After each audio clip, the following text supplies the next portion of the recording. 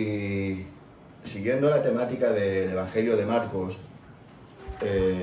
esta vez ya vamos a acabar por fin el segundo capítulo, después de unos cuantos días hablando de capítulo 1 y 2. Y haciendo un repaso para aquella gente que no ha estado aquí o no ha escuchado las anteriores predicaciones acerca del Evangelio de Marcos, voy a ser muy breve, no hablaré acerca, como hice el primer día, del autor, el propósito del libro, la persecución que había en Roma con el emperador Nerón, el objetivo final del libro, etc. Sino vamos a ver que en este capítulo 1 y 2 hemos visto a Jesús en su año de ministerio, como el capítulo 1 empieza con la opinión personal de Marcos, luego se dice a través de Juan el Bautista la predicación acerca de que tiene de que el reino de los cielos se ha acercado. Luego viene Jesús predicando por Galilea el mismo mensaje y vemos como Jesús está desenvolviendo y desarrollando su ministerio en la ciudad de Galilea, como predica en la sinagoga, expulsa demonios en la sinagoga, sana a gente hasta el amanecer casi, sana a la suegra de Pedro también, y estuvimos aprendiendo acerca de los milagros y las posesiones a día de hoy. Estuvimos viendo acerca también de cómo Dios se manifiesta en las personas, cómo Dios sigue hoy en día siendo capaz de hacer milagros. Hablamos también acerca de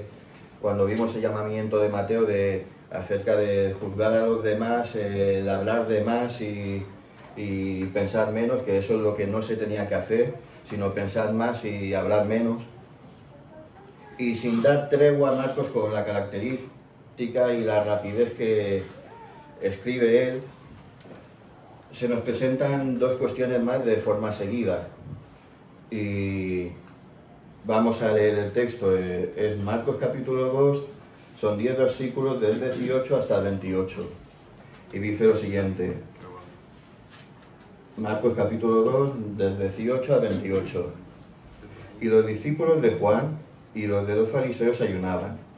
Y vinieron y le dijeron, ¿por qué los discípulos de Juan y los fariseos ayunan y tus discípulos no ayunan?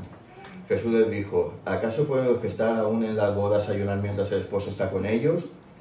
Entre tanto que tienen consigo al esposo no pueden ayunar, pero vendrán días cuando el esposo les será quitado. Entonces en aquellos días ayunarán. Nadie pone un remiendo en un paño nuevo en un vestido viejo. De otra manera, el mismo remiendo nuevo tira de lo viejo y se hace peor la rotura. Y nadie echa en un vino nuevo en odres viejos. De otra manera, el vino nuevo rompe los odres y el vino se derrama, y los odres se pierden. Pero el vino nuevo en odres nuevos se ha de echar. Y aconteció que al pasar él por los sembrados un día de reposo, sus discípulos andando comenzaron a arrancar espigas. Entonces los fariseos le dijeron, mira, ¿por qué hacen el día de reposo lo que no es lícito? Pero él les dijo, ¿nunca leísteis lo que hizo David cuando tuvo necesidad y sintió hambre? Él y los que con él estaban, cómo entró en la casa de Dios siendo Abiatar sumo sacerdote y comió los panes de la proposición, los cuales no es lícito comer sino a los sacerdotes. Y aún dio a los que con él estaban. Y también dijo, el día del reposo fue hecho por causa del hombre y no el hombre por causa del día del reposo. Por tanto, el Hijo del Hombre es Señor aún del día del reposo. Amén. Amén. Este texto, estos 10 versículos, me han costado muchísimo hacer la estructura de la predicación, me ha costado muchísimo llegar a exponerlos, y yo lo he visto a forma personal bastante complicado de decir, vale, ¿qué quiere decir esta porción sin que sean 5 minutos y ya me calle? Al menos hacerlo interesante, al menos intentar coger las verdades bíblicas que este texto tiene para mí y para todos vosotros. Y me costó un poco así desentrañar y coger esos frutos, ya que las ramas las he visto un poco altas. Y he ido separando en dos porciones, aprovechándome de los dos hechos distintos que trata, aunque podemos ver y veremos que aunque sean dos hechos distintos, dos días distintos o dos acontecimientos que no surgen de forma sucesiva, sí que tienen ambos una misma enseñanza. Así que veremos el primer punto acerca del ayuno y el segundo punto acerca del día de reposo. Entonces vamos, antes de empezar a desentrañar el texto, ver qué es el ayuno, ver en qué consiste. Y en toda la ley, y cuando hablo de la ley me refiero de Génesis hasta Deuteronomio, la Torá, conforme se llama en hebreo esos 5 primeros libros, el Pentateuco, solamente hay un único punto donde se manda o de forma obligatoria hacer el ayuno. Y el texto lo vemos en Levítico 23, versículo 27. Dice lo siguiente. Estos textos, como son notas, apuntadlos si queréis y luego lo buscáis. Son notas muy breves que ya las leo yo. Dice, día 10 del mes séptimo es el día del perdón, o el día de expiación. Celebrarán pues una fiesta solemne en honor al Señor, y ayunarán y le presentarán ofrendas por fuego. Más adelante, más atrás, en Levítico 16:31, hablando de la misma fiesta, dice, Levítico 16:31, será para ustedes un día de completo reposo en el cual ayunarán, y será un estatuto perpetuo. Y estos textos hablan acerca del día de la expiación, donde el pueblo hacía expiación ante Dios, y en esos días era un día como de luto en el que cada uno examinaba sus propios caminos y se ponían a cuenta con Dios. Y es el único pasaje en todo el Pentateuco donde se impone el ayuno. Luego en la Biblia veremos muchos más ejemplos de ayuno en el Antiguo Testamento y en el Nuevo, pero el único lugar donde se imponen es en la ley, es este fragmento. ¿Por qué hablo acerca de la ley? Porque Jesús, si recordamos lo que estuvimos viendo en Marcos, Jesús vive bajo la ley. Hasta entonces, hasta que Él resucita, no llega y no baja el Espíritu Santo en Pentecostés, no se inaugura la etapa de la gracia y de la Iglesia. Vemos a través de las Escrituras, a través del Evangelio de Lucas, por ejemplo, que los fariseos fueron mucho más allá y parece ser que incluyeron 2 días de ayuno por semana. Es decir, si tú eras fariseo debías ayunar 2 días a la semana obligatoriamente.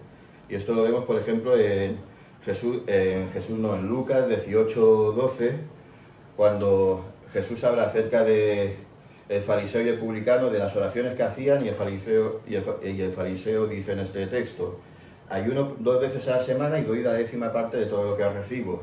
Y sigue hablando y comparando Jesús la oración tanto de uno como de otro. El único momento donde los fariseos se excluían o eran libres de no ayunar esos 2 días obligatorios era en acontecimientos festivos, en este caso en una boda. También vimos hace tiempo como las bodas no eran como las bodas que hacemos hoy, que duran un día, unas horitas, y luego los novios se van por ahí de viaje de luna de miel, ¿se llama? No he entendido nunca lo de luna de miel, pero bueno. Antiguamente, cuando se desposaba, por ejemplo, como se nos dice que José había desposado a María, el desposamiento era: yo me prometo contigo, y mientras estamos prometidos yo me voy al pueblo de donde soy y construyo ahí una casa para vivir, construyo todo lo que necesitamos para formar un núcleo familiar. Una vez el novio ha acabado de construir todo, o el prometido, toda la casa y todo el hogar, entonces él con sus amigos van a buscar al pueblo a la muchacha, y entonces en esa semana es donde tendrá lugar la boda. De ahí también podemos aprender de la palabra de las 10 vírgenes, que eran las amigas de la novia, que tenían que estar pendientes de cuándo podría ser que el novio llegase. Y cuando el novio llegase, ir corriendo a la novia y decir: despierta, que el esposo ya viene. Vemos que para los fariseos, en lugar de relacionarse el ayuno con ese día de expiación, con ese ponerse a cuentas con Dios, lo empezaron a hacer para dar meritocracia, parece ser. Vemos que en lugar de humillarse y ponerse en su lugar, lo empezaron para también chantajear y ganarse el favor de Dios, para hacerse publicidad de sí mismos. Y vemos aquí que se lanza una pregunta. Y esta pregunta vimos desde el capítulo 1 hasta aquí que los fariseos y los publicanos iban lanzando preguntas a Jesús y cuestionando la autoridad de Jesús. ¿Por qué vuestro maestro se reúne con publicanos y pecadores? ¿Por qué tal? ¿Por qué tal? Y vemos que ahora ya no, si nos fijamos bien, la acusación ya no es directamente a Jesús, sino ahora las preguntas van hacia los discípulos de Jesús. Y en esto me paré a pensar de qué fácil resulta a los moralistas, a los legalistas, a los defensores de la sana doctrina, con qué facilidad resulta juzgar y señalar a aquellos con los que no cumplen su punto de vista o su criterio. Y vemos que ante la pregunta de los fariseos, Jesús contesta con otra pregunta, que totalmente les deja fuera de juego. Este apartado también nos enseña que si a los discípulos de Jesús les tocó sufrir y les tocó desde el minuto 1 ser señalados, a nosotros como cristianos muchas veces nos van a señalar tanto los de fuera de la iglesia como los de dentro de la iglesia, pero lo importante no es que te señalen, sino a la distancia que tú estés del maestro. Y viendo el ejemplo que él pone de las bodas, vemos que él se refiere, si leemos el texto, como el novio. ¿Y qué quiere decir que Jesús sea el novio? Quiere decir que los discípulos serán los amigos del novio y que su misión era asistir al novio, llenarse con sus enseñanzas, para transmitir después al mundo, cuando el novio no esté, todo lo que aquello que habían aprendido. Si Jesús era el novio, significa que ese Emmanuel, ese Dios con nosotros, había llegado y eso era un motivo de fiesta. La predicación de Juan el Bautista en el capítulo 1 era: arrepentíos que el reino de Dios se acerca. Y ahora ya no era momento de arrepentimiento, no era momento de luto, sino que era el momento en el que el reino de los cielos ya se había acercado a ellos. También habla de que el novio llegaría a un momento, y ahí es la primera vez que en este evangelio se habla acerca, entre comillas, de la anunciación de su muerte, sería quitado violentamente o arrebatado, y entonces sí que sería necesario volver a ayunar. Cuando he dicho arrebatado me refiero a arrancado violentamente, traduciendo la palabra de griego. El ayuno en la Biblia se usaba para quebrantar o poner en disciplina a la propia carne para acercarse a Dios. Y cuando nos hace falta estar cerca de Dios para alimentarnos de Él, para fortalecer nuestro compromiso con Dios, cuando vemos que estamos así un poco cabizbajos, es el buen momento para que ayunemos. Si analizamos nuestras vidas o los que nos rodean, cuando una persona se acaba de convertir, cuando recibe ese nuevo nacimiento, que su vida estalla en júbilo y ha recibido a su Salvador, esa persona no ayuna. Esa persona lo que está de fiesta y quiere compartir el mensaje, quiere compartir aquella alegría que está.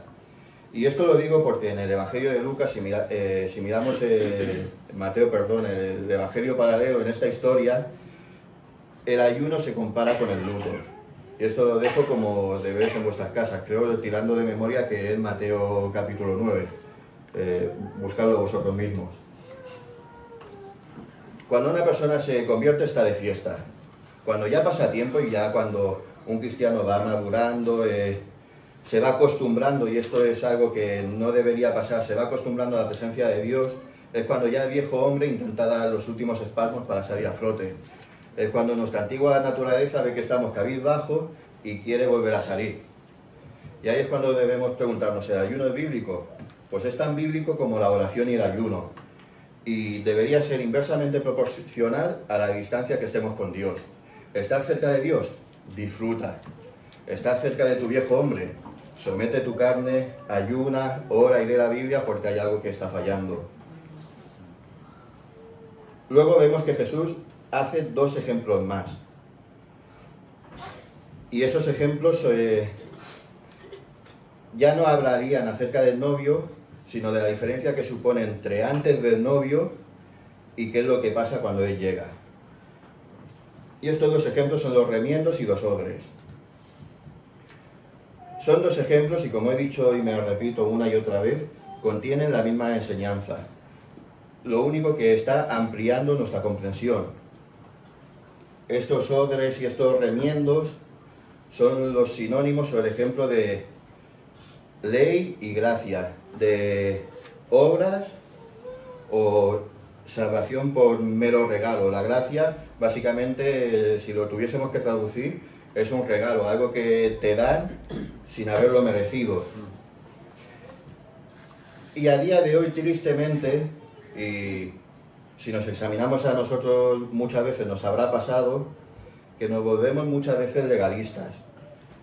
Hay dos áreas legalistas dentro del cristianismo que son los adventistas y otros judíos mesiánicos, y lo digo aquí por si alguno tiene curiosidad o algo, que sepa que eso hay que andarse con pies de plomo. ¿Y por qué lo digo? Porque son gente que se esfuerza a vivir bajo la ley, cumpliendo la ley y reconociendo a Jesús como Salvador. En otras palabras, hacen obras y festividades bajo la ley como requisitos para salvación, pero creyendo al mismo tiempo que Jesús es el Mesías. Es algo tan incoherente o tan... puede sonar hasta incluso a blasfemia el pensar que nosotros somos corredentores con Jesús. Es decir, Jesús me da algo de forma gratuita, que es la salvación, pero si yo no hago obras o cumplo la ley, el Señor me quita el regalo que ya me ha dado.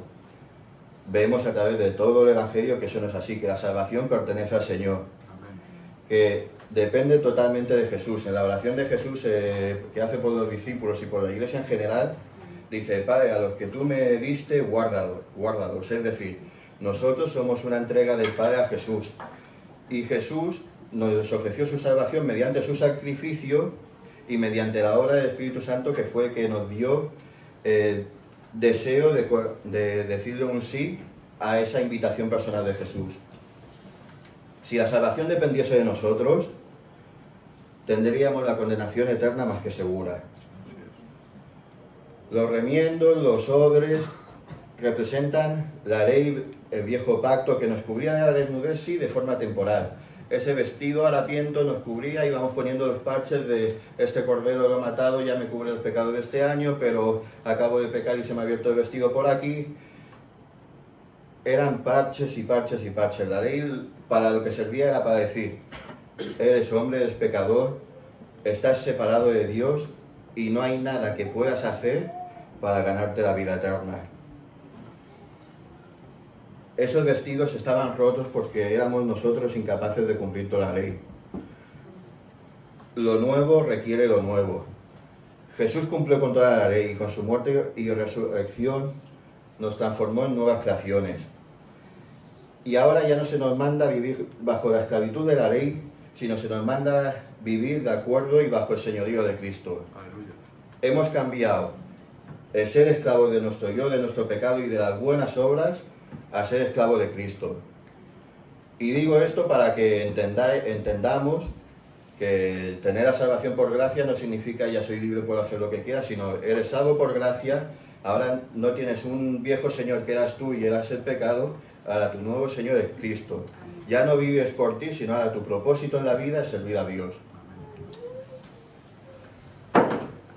Lo del vino yo nunca lo he entendido hasta que me puse a verificar, a ver un poco de qué iba el tema, y se ve que cuando en una vasija vieja que ya se había expandido ponías vino viejo y vino nuevo y lo tapabas, se fermentaba y hacía que la vasija reventase. De ahí a lo que he dicho antes, de lo nuevo requiere lo nuevo. Y la ley, como he anticipado, indica la necesidad de un Salvador. Si hemos sido salvados, estamos de fiesta. Bebemos un vino nuevo, tomamos un nuevo pan y vestimos ropas limpias gracias a su sangre. Siguiendo el texto, vemos que los fariseos seguían al acecho. Ahora ya no se habla de los discípulos de Juan, porque ellos a lo mejor ya con la primera respuesta de Jesús ya habrían dicho: vale, es verdad, nos hemos equivocado. Pero los fariseos no, los fariseos que estaban ahí, que iban a matar. Y vemos que otra vez intentan atacar a los discípulos. ¿Y qué decía la ley acerca del reposo? Esto lo vemos en Éxodo 22, en los 10 mandamientos, y sobre todo lo vemos en Éxodo 34, 21, cuando se desgrana todo un poco más. Dice, 6 días trabajarás, mas el séptimo día descansarás, aun en la arada y en la siega descansarás. Éxodo 32, 21. Y se tenía que descansar de toda hora. Era un día de descanso que empezaba con la puesta del sol hasta la salida del sol. Recordemos que según el Génesis y según la cultura hebrea, el día no acababa a las 12 de la noche y empezaba a las 12 de la noche. El día acababa cuando el sol se ponía y empezaba cuando el sol ya se había puesto. Es decir, si hoy oscurece a las 6 de la tarde, a partir de las 6 de la tarde ya el lunes hasta las 6 de la tarde del día siguiente. Y todo esto del sábado era una ceremonia bastante bonita, que yo algunas veces la he escenificado en casa, que se empezaba con el encendido de luces y orando en conmemoración a la creación de Dios. Se come en familia, en mitad de la comida se bendice a los niños, se halaga y se canta el proverbio de mujer virtuosa a la mujer, se bendice a la mujer, y es un tiempo para abstenerse de todo lo externo y dedicarse solamente a la familia. Los ortodoxos se abstienen de televisión, de móviles, hasta tienen un ascensor que para no tocar el botón sube y baja de forma automática. Y la verdad que yo, cuando no estoy judaizando, sino que alguna vez lo he hecho por curiosidad, pasar un momento a solas en familia descansando de televisión, trabajo, teléfonos móviles, y dedicarlo solamente a la familia y a los tuyos, dando un paseo por el campo, lo que fuese, he entendido por qué el Señor dijo, descansa, tómate un día a la semana que sea reposo. Para los cristianos el día de reposo es Cristo, es cada día. Que tú trabajas el fin de semana, descansan que sea el lunes, que puedes descansar el domingo como los cristianos lo hacemos en conmemoración a la resurrección de Cristo, descansemos el domingo, pero hermanos, el ser humano tiene que descansar, y esto lo veremos mucho más adelante. Lo malo, el enemigo tiene la costumbre de coger las cosas buenas y torcerlas, y esto lo podemos ver saliendo a la puerta y mirando a la calle. Vemos como Dios nos dio al hombre poder participar del don de la vida, y el hombre lo ha transformado en un mercado de muerte, donde se hacen desde cosas absurdas que no voy a mencionar. Vemos que Dios nos da regalo de la familia y el matrimonio como núcleo de la nación, como ese núcleo en el que Dios va a bendecir a una descendencia, y vemos como el hombre lo ha corrompido y lo ha destruido. Vemos donde Dios da una señal de un nuevo pacto, de que hay esperanza en que las cosas se pongan mal, de que Dios no va a volver a destruir la humanidad mediante un diluvio, y que siempre que las cosas se pongan feas y hayan tinieblas y caiga la lluvia y el granizo, sepamos que Dios está ahí y no nos va a dejar para sufrir para siempre. Eso también, esa señal, ese arco en las nubes, el hombre también lo ha llegado a corromper. Todo lo bueno, todo lo puro, todo lo limpio, el hombre y el enemigo se encarga de destruirlo. Vemos Éxodo 34, 21, Deuteronomio 23, 25, dice, 6 días trabajarás, mas el séptimo descansarás, aun en la arada, en la siega descansarás, que es el que hemos visto antes, el 25, Deuteronomio 25, 23, 25, perdonad. Cuando entres en la mies de tu prójimo, vas a poder arrancar espigas con tu mano, mas no aplicarás la hoz a la mies de tu prójimo. Es decir, lo vemos también en el libro de Ruth, cuando había hambre, podías coger de aquello del suelo, pero no podías aplicar la hoz para fastidiar el campo de tu vecino. A todo esto, que es en cuanto a reposo, veamos qué es lo que dijo Jesús.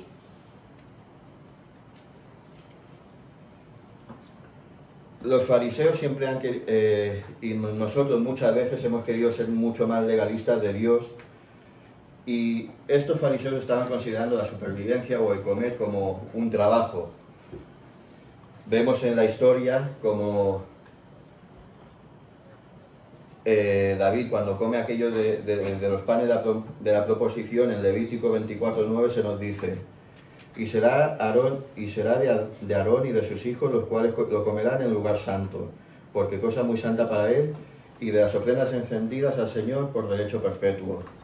Y vemos que en este momento David y los suyos estaban pasando hambre y comieron de dicho pan. Obviamente, si vamos al texto, también veremos de que ya habían cambiado los panes y lo que come David con los suyos era el pan viejo del día anterior. Pero vemos que los legalistas, los fariseos, aquella gente que señala, siempre quiere ser más perfecta que el propio Dios, parece. Y vemos como el propósito del Sabbat, el propósito del día de reposo, el propósito de descansar un día semanalmente como mínimo, si puedes descansar 6, pues dime en qué trabajas, que yo quiero trabajar. Desconectarse de cualquier estímulo externo, dedicarse a buscar a Dios, a estar en familia, a contemplar la creación, a disfrutar de Dios, ese es el auténtico objetivo del día de reposo. No es si comes o no comes, no es sanar a un necesitado o no sanar. El objetivo es buscar siempre la voluntad de Dios. Lamentablemente los fariseos empezaron a poner normas y cargas de tal modo que el día de reposo empezó a enseñorearse de la vida de las personas. Se ha demostrado que muchas veces mucha gente que ha caído en depresión es debido a una mala gestión emocional o a no saber manejar el estrés. Y muchas veces nos condenamos a nosotros mismos porque aunque llega el fin de semana, estando en familia o el domingo en la iglesia, estamos en el banco pensando en aquella factura que tenemos que pendiente para el día lunes. Estamos pendientes de, o jugando con el niño a las palas en la playa, y estamos pendientes de esa deuda que tenemos con el banco, que si no la pago antes del martes me van a quitar el coche. Estamos tan conectados y muchas veces estresados con tantas cosas, que eso al final se forma una pelota de nieve y acabamos completamente hundidos y ahogados. Debemos saber desconectar del mundo y conectarnos a solas con Dios. ¿Por qué? Porque si no lo hacemos va a traer consecuencias negativas. Jesús es nuestro reposo, es nuestra tierra prometida. Los cristianos podemos y tenemos el deber y la obligación y la necesidad de descansar en Él. Y descansar en Él significa poner nuestra confianza en Él. Es decir, tengo esta deuda, tengo esta factura pendiente, tengo lo que tengo esta enfermedad. Yo he hecho mi parte, no me voy a preocupar más. Yo he hecho lo posible, lo que está en mi mano. Ahora, Señor, tú eres Dios de lo imposible y sé que tú estás conmigo. Y ya tanto vaya para bien como vaya para mal, el Señor está conmigo. Ya está, ¿qué temer? José fue faraón y el Señor estaba con él. Bueno, fue el segundo por faraón. Pero antes de ocupar ese segundo lugar, José fue vendido como esclavo y maltratado por sus hermanos. Y ahí Dios seguía estando con él. Fue puesto en la cárcel y Dios seguía estando con él. Que hoy no veamos en nuestro momento lamentable el propósito y la gloria de Dios, no quiere decir que Dios nos haya abandonado. Confiemos en el Señor. Para ir acabando, ¿qué podemos aprender hoy de estas porciones que hemos visto? Y es que lo que he podido sacar a primera vista es que Jesús fue el cambio que necesitaba en mi vida. Fuimos comprados y cubiertos con vestidura blanca gracias a Él. La ley y el día de reposo, las tradiciones que muchas veces nos intentamos imponer, no están para enseñorearse de nosotros. Las obras, y muchas veces hay discusiones en la iglesia de ¿es que somos salvos por fe o por obras? Somos salvos por fe. Las obras son el reflejo del cambio en nuestra naturaleza. Es decir, hemos muerto al mundo y vivimos con Cristo. Por lo cual, aunque a veces caigamos, nuestra misión y objetivo es ser como Cristo. Los mandamientos son para nuestro beneficio, no para ser una carga. En 1 Juan 5:3 dice: pues este es el amor a Dios, que guardemos sus mandamientos, y sus mandamientos no son gravosos. También podemos aprender que no debemos ser los abanderados de la sana doctrina, ni legalistas, porque siendo legalistas, intentando ser mejor que los demás, vamos a perder la visión en Cristo. Vamos a perder nuestro propósito y la esperanza que nos ha dado la Escritura. Dividimos, juzgamos y señalamos aquello que el Señor ha santificado. Y hay cosas que sí, que son dogmas de fe y que las tienes que cumplir, las tienes que creer, porque si no crees que el Señor Jesús fue muerto, resucitado para lavarnos, si no crees en la Biblia como la palabra de Dios, pues entonces no eres cristiano. Y hay ciertas cosas que sí son dogmas de fe, pero hay muchas otras en las cuales nos peleamos muchas veces, que no son fundamentales para la salvación. Para acabar, puede que hayas estado intentando vestir la religiosidad tuya, poniendo los parches de Jesús en tus propios vestidos. Y muchas veces nosotros, siendo cristianos, olvidamos la cruz, nos ponemos otra vez la ropa de las obras, la ropa de nuestro yo y nuestra santificación, y vamos poniendo los parches de Jesús como si fuesen estampitas, sin comprender que necesitamos deshacernos de nuestra religiosidad, de nuestra antigua forma de vivir y abrazar la obra del Evangelio. ¿Qué es el Evangelio? Una vez lo compartí con vosotros y lo tenemos para ello en 1 Corintios 15, del 1 al 11, que lo voy a leer todo y ya acabar con dos comentarios más, ya que tenemos reunión de iglesia. 1 Corintios 15, del 1 al 11. Dice Pablo: además os declaro, hermanos, el evangelio que os he predicado, el cual también recibisteis, y en el cual, si también perseveráis, por el cual asimismo, si os retenéis la palabra que os he predicado, sois salvos si no creéis en vano. Y aquí viene: porque primeramente os he enseñado lo mismo que os recibí, que Cristo murió por nuestros pecados conforme a las Escrituras, que fue sepultado y resucitó al tercer día conforme a las Escrituras, y apareció a Cefas y después a los 12. Después apareció a más de 500 hermanos a la vez, de los cuales muchos viven aún, y otros ya duermen. Después apareció a Jacobo, después a todos los apóstoles, y al último de todos, como un abortido, me apareció a mí. Porque yo soy el más pequeño de los apóstoles, porque no soy digno de ser llamado apóstol, porque perseguía a la iglesia de Dios.